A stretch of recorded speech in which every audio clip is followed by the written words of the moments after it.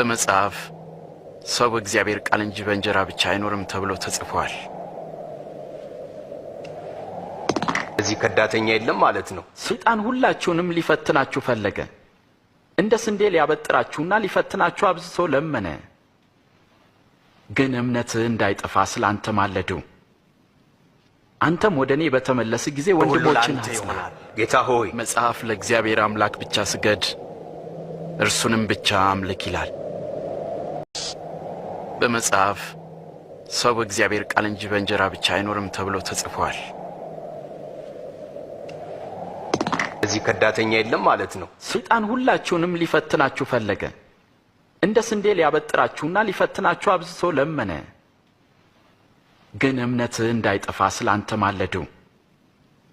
አንተም ወደ እኔ በተመለስ ጊዜ ወንድሞችን አጽና። ጌታ ሆይ መጽሐፍ ለእግዚአብሔር አምላክ ብቻ